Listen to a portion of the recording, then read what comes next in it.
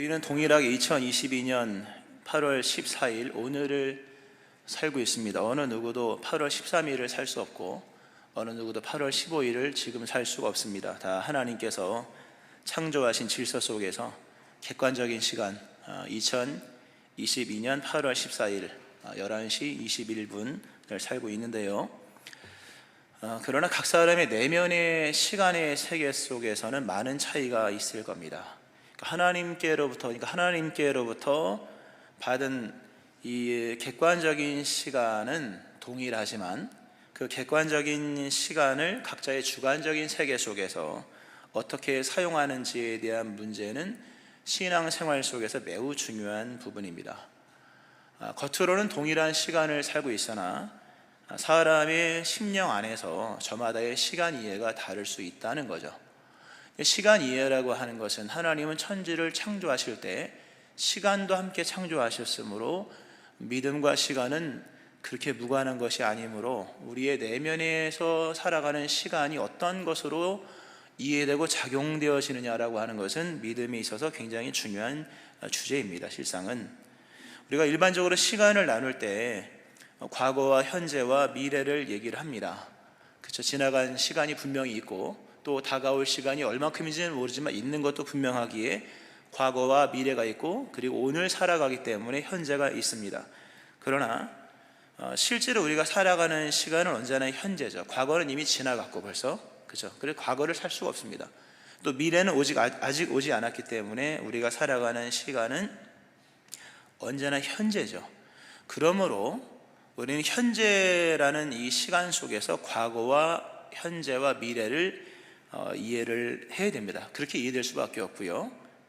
많은 사람들이 동일한 시간대를 살고 있지만 어떤 사람들은 과거의 일의 현재로서 오늘을 살아가는 사람이 있습니다. 과거의 일로 인한 오늘, 또 어떤 사람들은 오늘의 일로 인한 오늘을 살아가는 사람, 또 그런가 하면 어떤 분들은 미래의 일을 위하여 오늘을 살아가는 사람이 있다는 거죠. 이걸 다른 말로 말하면 과거의 일로 인하여서 살아가는 오늘은 기억이죠. 기억. 과거의 일에 의한 오늘의 시간은 기억입니다. 그러니까 그분들은 기억 속을 살아가는 거죠. 또 그런가 하면 현재 오늘의 일을 위해 오늘을 살아가는 것은 오늘 사람이라는 게 생각이라는 게요. 시간을 두고 생각을 해야만 생각이 깊어집니다. 근데 오늘을 오늘로서 살아가면 현상이나 또는 여러 일들을 즉각적으로 또는 즉흥적으로 보고 행동하기 때문에 그걸 이제 직관이라고 얘기할 수 있습니다. 그러니까 오늘을 보고 오늘을 살아가는 사람들의 삶의 시간 이해는 거의 직관적입니다. 또 반면에 미래를 위해서 오늘을 살아가는 것, 이걸 다른 말로 기대라고 합니다. 그러니까 모두가 2022년 8월 14일을 살고 있으나 어떤 사람은 기억 속에서 과거를 살아가는 사람이 있는가 하면 어떤 사람은 오늘에서 마치 오늘 부는 바람에 그냥 움직이며 살아가는 삶을 사는 분이 있고 또 그런가 하면 어떤 분들은 미래에 나타날 일에 대한 기대감으로 살아가는 사람이 있다는 거죠. 자, 이렇게 봤을 때 이걸 믿음으로 적용하면 믿음이라는 건 뭐냐? 과거에 종속된 일을 위하여 살아간다고 하면 그건 기억이죠. 근데 믿음은 기억이 되는 순간 믿음이 아닙니다. 믿음은 생각일 때 믿음인 거지 기억일 때 믿음이 아닌 겁니다. 오늘 생각하고 오늘 작용하는 것이 믿음이지 기억력은 믿음이 아닙니다. 아무리 성경을 달달 외워도 그것이 생각되지 않는다면 믿음은 아닙니다. 믿음은 기억이 아니라 생각인데 만약 과거에 속한 오늘을 살아간다면 그것은 기억이 되어버렸기 때문에 기억 속에 살아가는 삶이기 때문에 믿음이라고 말하기가 참 어렵습니다. 또 오늘에 속한 오늘의 일에 반응하는 삶, 물론 중요하지만 오늘은 언제나 엄청난 힘을 갖고 있기 때문에 모든 게 다 유혹일 겁니다. 오늘의 할 일을 오늘 생각하고 오늘 계획하고 오늘 펼쳐가는 사람의 인생의 절반은 유혹일 겁니다. 유혹. 믿음이란 뭐냐? 믿음은 기대가 있을 때만 믿음입니다. 미래로부터 오늘을 살아가는 거예요. 항상 기대가 있을 때에만 이걸 믿음이라고 말하는 겁니다. 그러니까 이렇게 봤을 때 우리가 오늘 교회를 와서 예배를 드리지만 굉장히 중요하죠. 우리 내면의 시간 이해가 나는 과연 과거의 기억 속에 살고 있는가? 오늘 부는 바람에 의해서 살아가는 시편 1편의 그 누군가의 모습 같은가? 아니면 미래에 속한 일을 기대하며 살아가는 것인가? 믿음은 기대가 있을 때에만 믿음입니다. 사도 바울이 빌립보서 3장 13, 14절에서 형제들아 나는 아직 내가 잡은 줄로 여기지 아니하고 오직 한 일, 즉 뒤에 있는 것은 잊어버리고 앞에 있는 것을 잡으려고 표대를 향하여 그리스도 예수 안에서 하나님이 위에서 부르신 부름의 상을 위하여 달려가노라. 뒤에 있는 것은 잊어버리고 더 이상 기억 속에 살지 않습니다. 앞에 있는 그것을 잡으려고, 즉 하나님께서 허락하신 그 목적, 모든 것을 초월하여 앞에 있는 것, 모든 과거든 현재든 과거보다 앞에 있고 현재보다 앞에 있는 그 시간을 초월해 있는 하나님의 영원한 목적을 향해서 달려간다. 표대를 향해서 그리스도 예수 안에서. 이게 믿음입니다. 이렇게 봤을 때 우리는 과연 믿음의 삶을 살아가고 있느냐? 다른 질문으로 말하면 믿음은 기대가 있어야 믿음인데, 좀 더 심오하게 그럼 무엇을 기대하느냐라고 하는 겁니다. 무엇을 기대하는 믿음이냐라고 하는 겁니다. 여러분 안에 기대가 있어야 될 것이고 기대가 있어야만 믿음인데, 그 기대라고 하는 것은 과연 무엇을 기대하는 기대냐? 우리가 한국의 기독교의 역사를 이렇게 쭉 돌아보면 열심히 전도할 때가 있었죠. 많은 분들이 교회를 오고 예수를 믿고 했습니다만, 당시에 많은 전도의 방식은 신명기 28장에 속한 전도의 방식이었습니다. 신명기 28장, 네가 성읍에서도 복을 받고 들에서도 복을 받고 내 몸의 자녀와 내 토지의 수산과 내 짐승의 새끼와 소와 양의 새끼가 복을 받을 것이며 네 광주리와 떡반죽 그릇이 복을 받을 것이며 네가 들어와도 복을 받고 나가도 복을 받을 것이라. 참 복이 엄청나게 나오죠. 너의 모든 것이 복을 받는다. 너와 너의 자녀, 너의 우양의 새끼, 심지어 밥그릇까지 복을 받고, 네가 받는 복은 제한이 없어. 도시에서나 성읍에서나 아니면 문 밖에서나 들어와도 나가도 복을 받는다. 그러니까 많은 분들이 예수 믿고 복 받으려고 왔죠. 왔습니다. 좋은 거죠. 그러나 그걸 문자 그대로 거의 해석해서 땅에 속한 복의 개념으로 생각을 하다 보니까 밥그릇이 복을 받으면 밥그릇은 채워지는 거잖아요. 그러니까 복의 종점이 있다고 하는 것은 위험한 얘기입니다. 복은 종점이 없어야 됩니다. 지금까지 우리가 전도할 때 썼던 이 신명기적인 관점 속에서의 전도를 통해서 얘기하다 보니까 많은 성도님들이 기대감이 이제 거의 사라집니다. 왜? 이제 살 만큼 살거든요. 우리가 성경을 볼 때 개인적이지만 전도서로 전도를 해야 된다고 생각합니다. 전도서로 전도를 해야 된다. 실상 성경 66권 가운데 전도서라고 호칭되어지는 성경은 전도서밖에 없습니다. 나머지는 어떤 거는 기술이요, 어떤 거는 교훈이요, 어떤 거는 진술이요, 또 어떤 거는 예언이요, 뭐 이런 거예요. 근데 전도의 목적을 가지고 쓴 성경, 기록된 성경은 유일하게 전도서입니다. 이게 중요한 얘기입니다. 물론 사복음서가 다 전도에 관한 말씀이지만 진리를 얘기한다는 부분에서 약간의 목적은 다를 수가 있는 겁니다. 그러니까 우리는 신명기적 관점 속에서 복에 관한 얘기로 전도를 해서 사람의 기대감을 특별히 세상의 복에 관한 것으로 해서 예수 믿으면 복 받고 무슨 복은 무슨 축복, 이런 식으로 해서, 물론 거기에 영생이 들어가고 구원이 들어가지만 뉘앙스 상으로 이렇게 들어보면 대부분 땅에 속한 개념 속에서 기대감을 일으키고 그 기대를 충족시키는 방편으로서의 복음, 뭐 나쁘진 않습니다. 거기에도 구원이 있으니까. 그러나 전도서는 좀 다른 관점으로 전도를 하죠. 이 세상의 낙관론에 있어서 회의적으로 대처를 합니다. 이 세상은 회의적이다. 전도자가 이르되 헛되고 헛되며 헛되고 헛되니 모든 것이 헛되도다. 실상 믿음 생활 잘하려면요, 전도서를 가지고 전도를 받아야 됩니다. 내가 누구를 전도하기 전에 내가 전도서를 가지고 전도를 받아야 됩니다. 전도서에서는요, 세상을 낙관하지 않습니다. 세상의 복을 이렇게 추앙하지 않습니다. 전도서는요, 죽음을 얘기합니다. 그러면서 지혜자나 우매자나 죽음 앞에서는 마찬가지다. 더 나아가서 사람이나 짐승마저도 죽는다는 사실 앞에서는 일반이다. 오호라, 지혜자의 죽음이 우매자의 죽음과 일반이로다. 인생이 당하는 일을 짐승이 당하나니 사람이 짐승보다 뛰어남이 없음은 모든 것이 헛됨이로다. 죽음을 피할 수 없고 그 죽음이라는 게 궁극적이라는 사실 앞에서 전도자는 다 항복해야 된다. 다 항복하고 다시 기대를 조종하라. 이 전도서의 전도의 방식입니다. 수많은 얘기를 쭉 해주면서 결론은 헛되다. 그러므로 삶 속에서 도대체 의미란 무엇이고 진정한 인생의 행복이란 무엇인지 특별히 죽음을 놓고 생각해봐라. 이 얘기가 전도서입니다. 여기에 전도되지 않으면 예수 믿기 힘듭니다. 땅에 속한 기대감을 가지고 예수를 믿는다면 배부르면 끝날 것이요, 밥그릇이 차면 끝날 것이요, 뭐 이렇게 되는 거죠. 전도서에서는 말씀하죠. 일의 결국을 들었으니 하나님을 경외하고 그의 명령을 지킬지어다. 이것이 모든 사람의 본분이라. 하나님은 모든 행위와 모든 은밀한 일을 선악간에 심판하시리라. 전도서 12장 13, 14절. 이게 결론이에요. 여기에 전도를 받아야 돼요.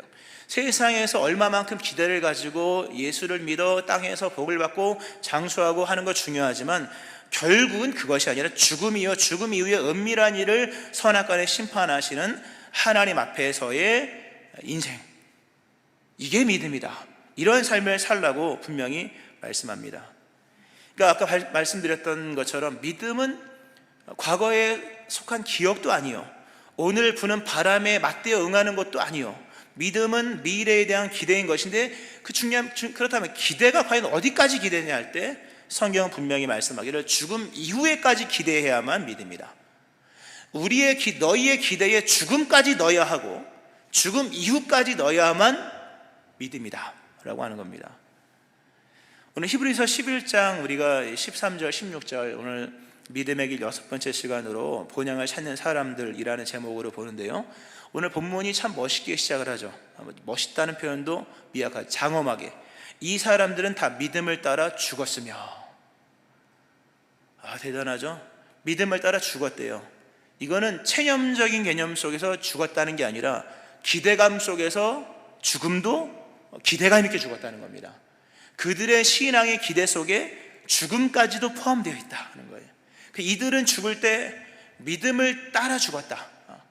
믿음을 따라, 이들의 인생 속에 가장 행복한 날은 죽는 날인 거예요. 어제도 장례식이 있어서 장례를 집례했습니다만 장례식에서 늘 하는 얘기가 성도에게 있어서 최고의 날은 예수 믿는 날이요, 그러므로 더 큰 날은 죽는 날입니다. 예수를 믿고 예수님의 사람으로 죽는다는 것, 최고의 영광입니다. 우리가 가장 기대해야 될 날은 바로 그 날입니다. 아멘 하시기 바랍니다. 거기에 아멘 하셔야 되는 거죠. 만약에 우리의 믿음의 기대의 선이 죽는 날 전까지라면 어찌 예수 믿는 사람이라고 말할 수가 있겠는가? 예수 믿는 사람은요, 믿음을 따라 죽는 겁니다. 죽음마저도 우리의 기대 속에 있어야 되는 것이요, 죽음 이후의 세계까지 우리의 기대 속에 있어야 되는 겁니다. 이게 소위 영원에 잇대어 살아가는 신앙을 말하는 것이죠. 그러니까 죽을 때 여한이 없는 사람들, 이 히브리서에 나온 믿음의 선진들이에요. 죽을 때 아쉬운 게 없어야 됩니다. 더 나아가서 지금 죽어도 여한이 없어야 되는 겁니다. 물론 지금 죽으면 안 되겠습니다만 죽을 때 여한이 없는 그날이 여러분의 인생 속에 한 70년, 100년 뒤에 임하기를 바랍니다.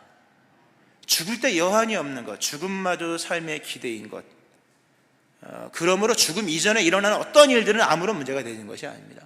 히브리서 11장의 시대적 배경은요, 예수를 믿음으로 다가오는 고난 앞에서 과연 믿음은 얼마만큼의 작용을 하는 것인가, 이 질문입니다. 예수를 믿음으로 산다고 하는 것은 지금은 세상 편하지만 당시에는 법적인 보호를 받지 못하는 신분으로 전락된다는 의미가 있습니다.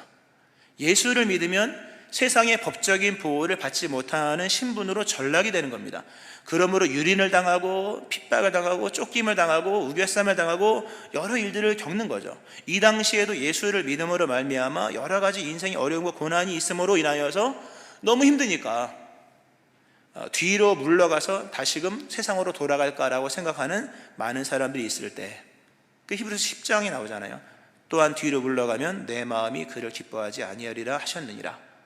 예수를 믿는 믿음, 기대감 속에 믿었으나 막상 믿을 때 힘든 것이 너무 많음으로 인하여서 뒤로 물러가서 이제 그만 믿을까, 또는 천천히 믿을까, 뭐 되는 대로 믿을까 이러고 있을 때 본문이 그에 대한 답으로서 또는 격려로서 제시하는 거예요. 제시하기를 믿음의 사람들은 다 믿음을 따라 죽었다. 약속을 받았으나 약속이 이루어지는 것을 경험하지 못했다. 그러나 그들은 멀리서 보고 환영하며 땅에서 외국인과 나그네 이방인처럼 그렇게 살아갔고 그걸 부끄러워하지 않았다. 하나님은 그런 사람들의 하나님이시다 라는 말씀을 하고 있는 겁니다. 당시에 이렇게 믿음으로 인해서 너무 어려운 거죠. 어려움이라는 게 다른 게 아니라 내 기대에 못 미치거나 내 기대보다 또는 계획보다 더 큰 일들이 일어날 때 이게 어려움인 거잖아요. 근데 이 믿음의 선진들은 이 모든 것들을 다 넘어갔다는 거죠. 그러니까 믿음의 기대치가 넓었다, 믿음의 이해가 넓었다, 또는 믿음의 의미를 여러 갈래로 해석할 수 있었다. 소위 스펙트럼이 넓었다 하는 거예요. 결국 믿음은 기대요. 기대에 준하는 삶을 사는 것인데 얼마만큼을 기대할 수 있느냐가 믿음입니다. 이 당시 믿음의 사람들은 죽음조차도 기대 속에 넣었습니다.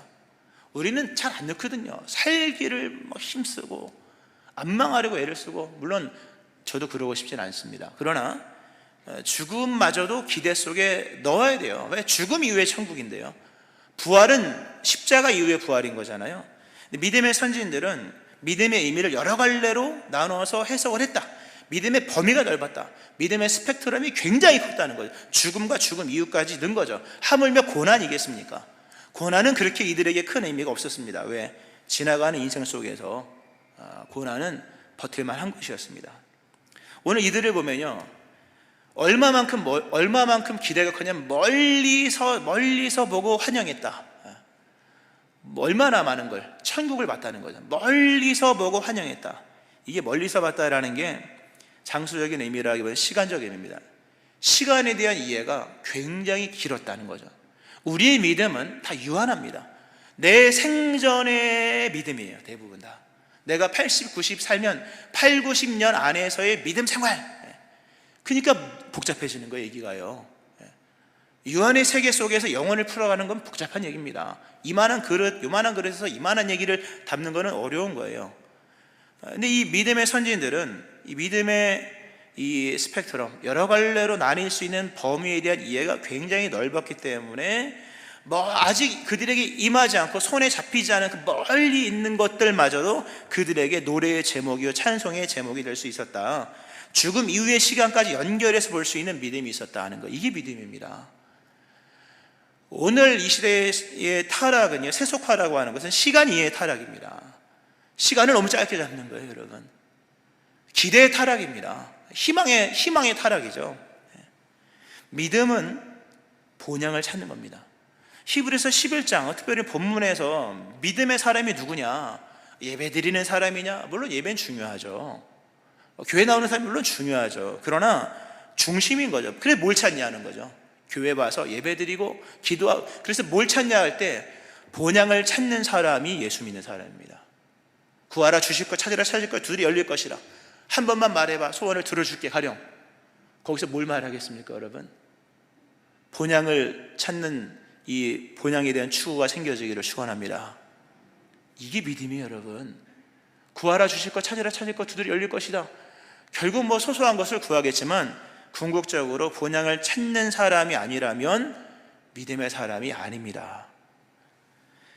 오늘 본문에 나온 이 히브리서 11장에 나온 사람들 보면요, 생전에 한 게 별로 없어요. 앞부분에는 노아는 방주를 만들었고 아브라함은 본토를 떠났고 이런 얘기 나오죠. 뒷부분으로 갈수록 무명한 사람들이 나옵니다. 이름도 안 나와요, 뒷부분에 가면.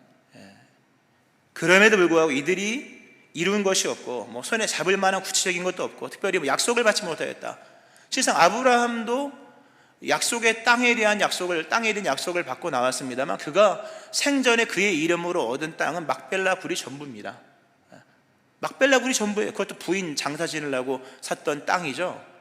아브라함은 좀 나았습니다. 이삭과 야곱은 땅 한 평 없어요. 다 아버지가 사는 땅에다가 자기도 다 묻었고 그런 거예요. 아브라함만 땅이 있었고 이삭과 야곱은 땅 한 평 자기의 이름으로 사지 못했던 사람들. 그럼에도 그들이 믿음의 사람이었던 것은 본향을 찾는 사람들이었고 믿음을 따라 죽었기 때문입니다.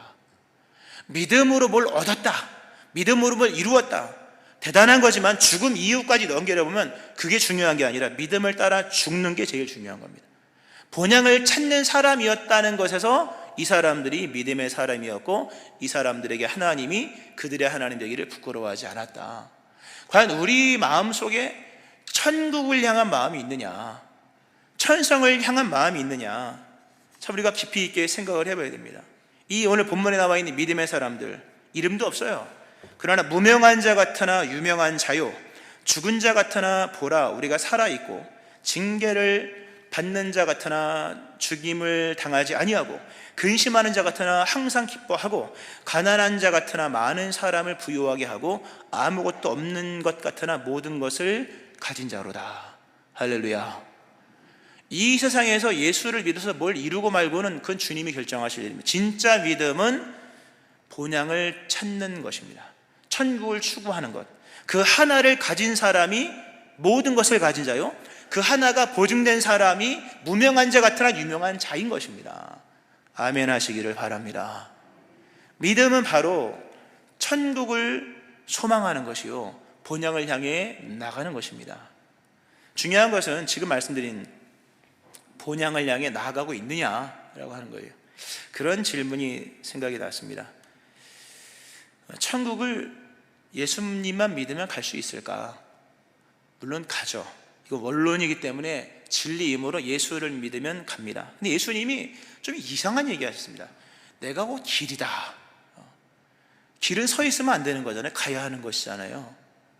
예수님을 믿으면 천국을 가는 것은 분명하지만 반대적으로 세상이 그 사람을 천국 가도록 내버려 둘까?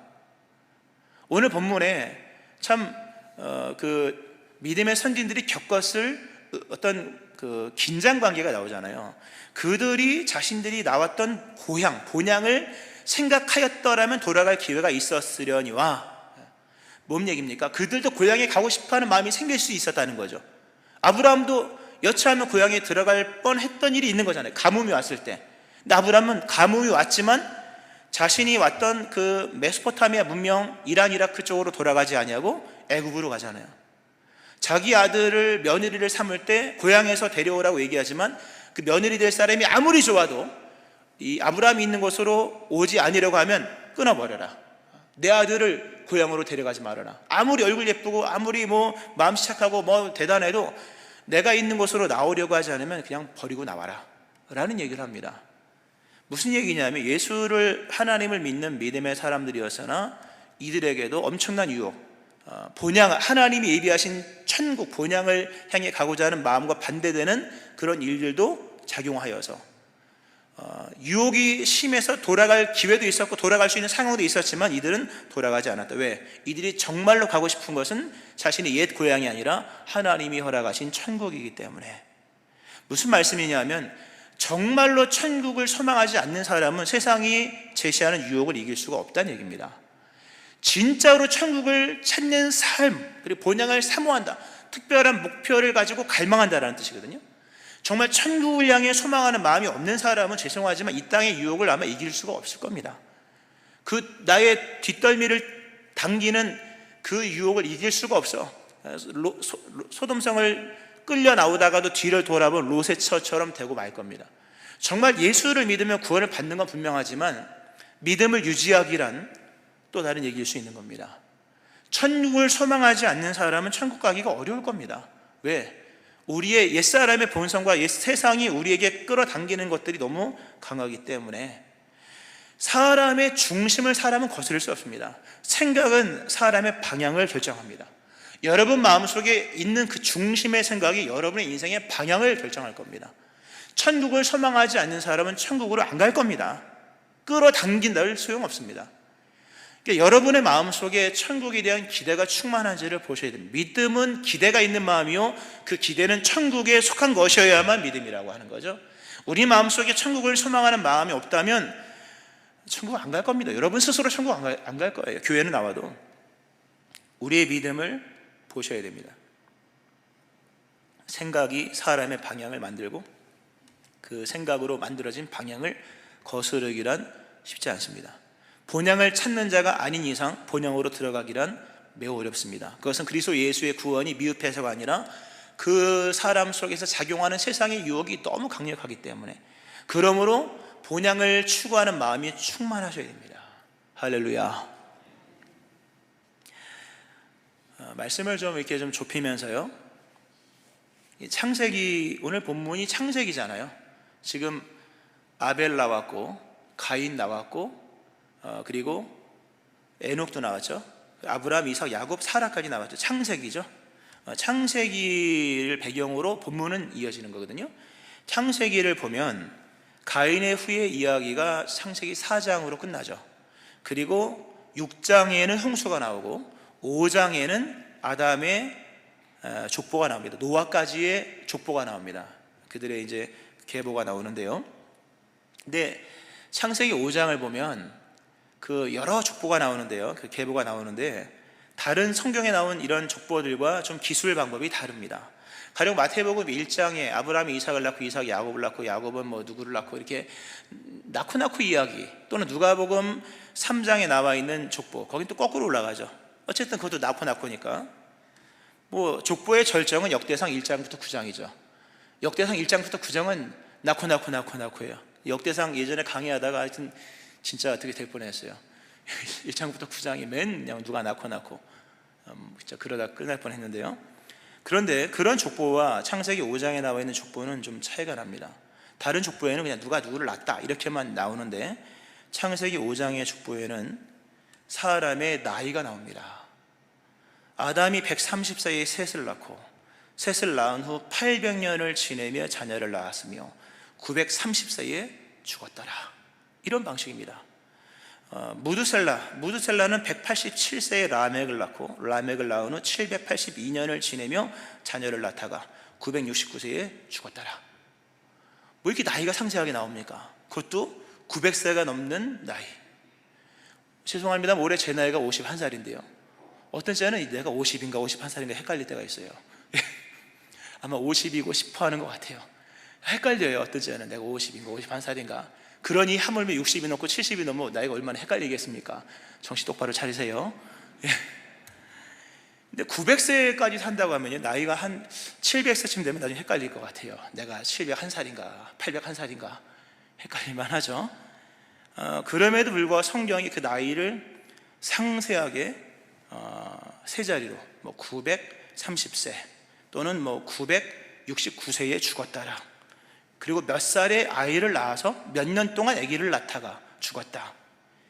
왜 이렇게 그런 걸로 기술을 했을까요?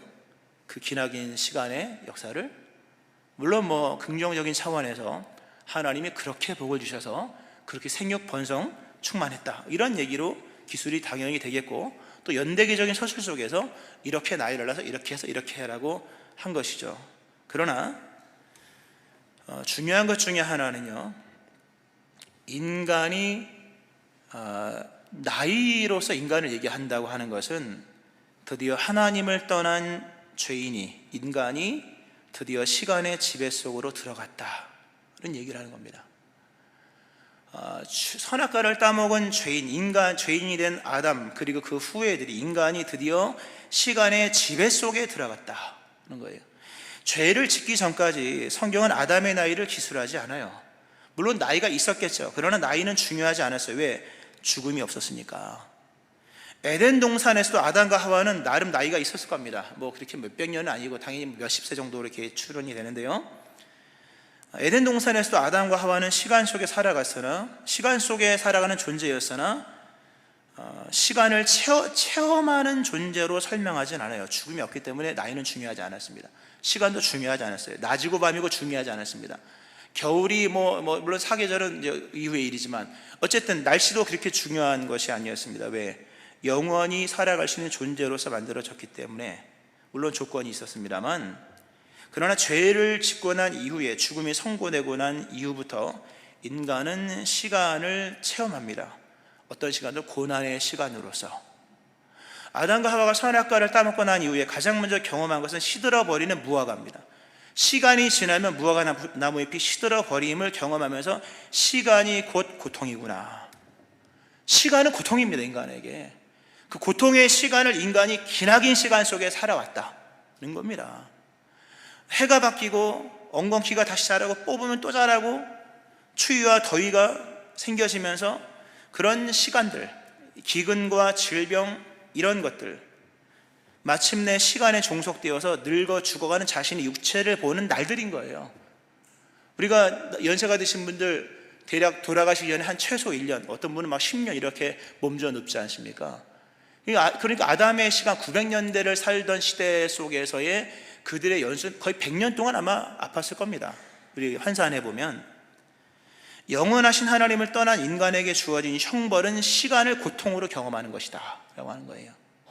근데 놀라운 것은 고통으로서 경험되어지는 그 시간의 체험 속에서 믿음의 이야기가 펼쳐진다는 거예요.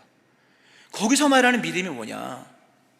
그것은 영원을 지향하는 삶입니다. 굉장히 중요한 얘기입니다.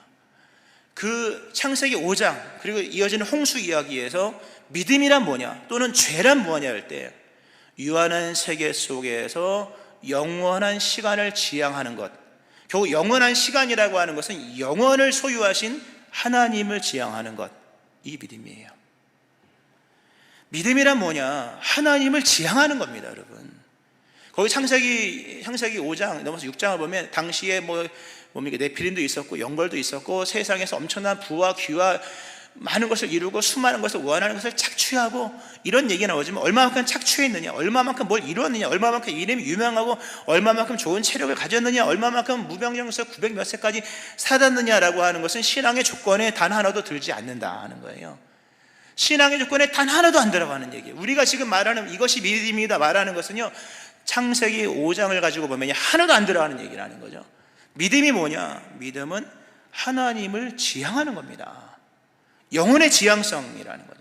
시간적 개념으로 말하면 그 유한의 그 고통의 시간을 경험하는 인간들이 비로소 영원이라는 시간, 즉 시간의 주인인 하나님을 향해 나가는 것, 단을 쌓고 여호와의 이름을 부르는 것. 여호와의 이름을 부르는 것은 영혼의 지향이며 동시에 영원성, 시간적 영원성에 대한 지향인 거예요. 믿음은 오직 영원하신 하나님을 지향하는 것. 성경에는 하나님은 복되시고 유일하신 주권자이시며 만왕의 왕이시며 만주의 주시오 오직 그에게만 죽지 아니함이 있고, 영원을 지향하고 영원의 주 되신 하나님을 지향하는 것, 그것이 믿음이에요. 이런 것들로 믿음을 얘기하기에는 너무나도 저차원적인 얘기라고 하는 거죠. 유한한 시간과 세계 속에서 영원한 시간, 즉 하나님을 지향하는 것, 하나님도 바로 그런 하나님으로 각자에게 주어진 유한의 시간 속에서 그 인간이, 그 사람이 무엇을 지향하는가를 보시고 그 사람의 유무를 정죄하시는 하나님. 노아의 홍수의 원인이 뭡니까? 성경에 나오죠. 사람의 죄악이 세상에 가득함과 그의 마음으로 생각하는 모든 계획이 항상 악할 뿐임을 보시고 땅 위에 사람 지으셨음을 한탄하사 마음에 근심하셨다. 하나님이 인간을 정죄하시고 심판하실 때 정죄는 이것이니 사람의 마음의 생각, 모든 계획이 항상 악했다. 지향성의 타락이었다. 다른 말로 의지의 왜곡이었다. 하나님 보실 때 악이라고 하는 것은 어떤 실체이기 이전에 잘못된 의지의 왜곡입니다. 천국을 지향하지 않는 것은 악입니다, 여러분. 어떤 실체이기 이전에 어떤 행사를 했든 무엇을 만들었든 실체이기 이전에 마음을 보시는 하나님이 보시는 죄, 악이라고 하는 것은 사람의 생각과 그 마음 속에 있는 계획, 즉 그 사람의 지향성이라고 하는 겁니다.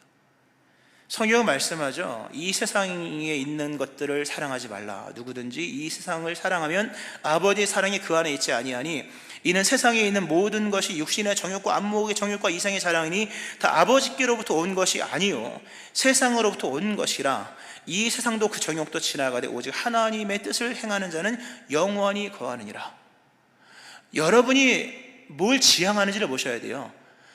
우리가 소소한 얘기를 가지고 회개할 게 아닙니다. 회개는 뿌리를 건드리는 것이, 도끼가 나무 뿌리에 놓여야 회개이지 잔가지를 치는 것은 회개가 아닙니다. 지향성의 타락, 의지의 왜곡, 어떤 실체가 있기 이전에 잘못된 의지의 왜곡, 천국을 지향하지 않는 것, 이것이 우리가 회개할 회개요. 천국을 지향하는 이것이 우리의 믿음의 실체가 되는 기대라고 하는 거죠. 말씀을 맺으면서 여러분, 최고의 경배는 천국을 보고 지르는 환호성입니다. 최고의 경배, 최고의 예배는, 하나님이 찾으시는 예배는 천국을 보고 소리 지르는 성도의 환호성인 거예요. 오늘 본문에 나오잖아요.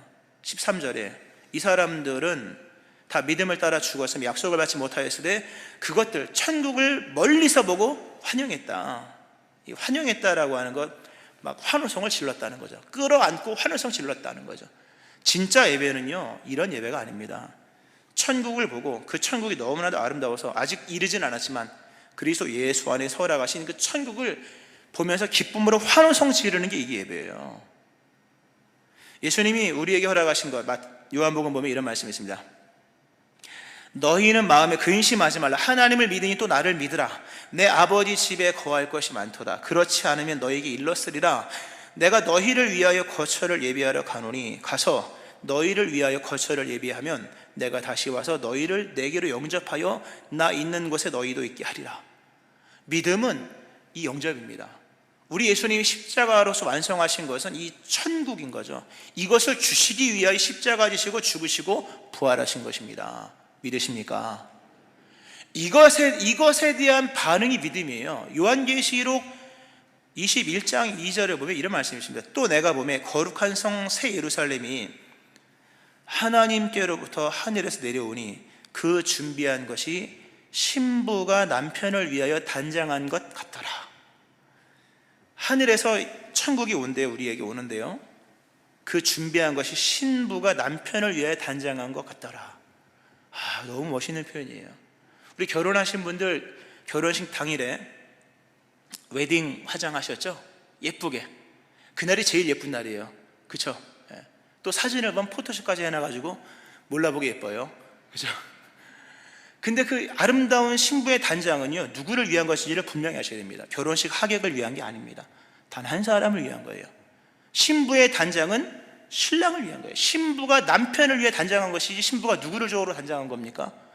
하나님이 우리를 위해서 예비하신 천국은 유일성, 단 한 사람을 위한 목적 속에서 우리를 위해 예비해 놓으신 거예요. 개인적인 거라는 거죠. 신부가 남편을 위해 단장한 것. 그 남편이 그날에는 신부를 보고 막 반해야 되는 거죠. 이게 응답이잖아요. 우리 하나님께서 그리스도 예수 안에서 우리를 위해 단장해 놓으신 천국은 마치 신부가 남편을 위해 단장한 것 같으므로 우리 한 사람 한 사람이 천국을 보면서 환호성을 질러야 합니다. 나 한 사람, 유일성, 나 한 사람을 위한 목적으로서 천국은 그렇게 만들어진 거예요. 적어도 개인적 세계 속에서, 그런 믿음의 고백 속에서 우리는 그리스도 예수 안에서 우리를 위해 준비해 놓으신 그 천국을 보면서 환영하는 정도가 아니라 환호성을 질러야 되는 겁니다.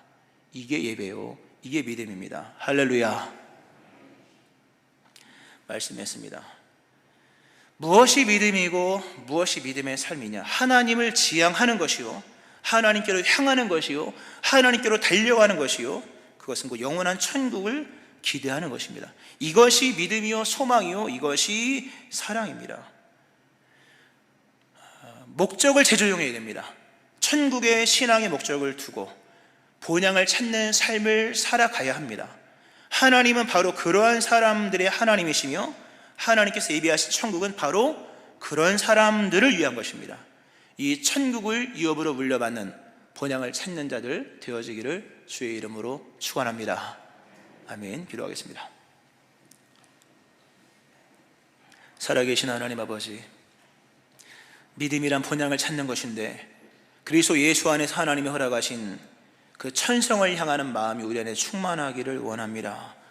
잘못된 기대를 회개하고 천국을 소망하지 않는 것을 회개하고 하나님을 지향하지 않고 천국을 지향하지 않았던 이 죄악들을 회개합니다. 하나님, 본향을 찾는 사람으로 거듭나게 하시고 천국을 지향하여 천국을 향해 나가는 믿음의 삶을 사는 저희를 되게 하여 주옵소서. 예수님 이름으로 기도합니다. 아멘.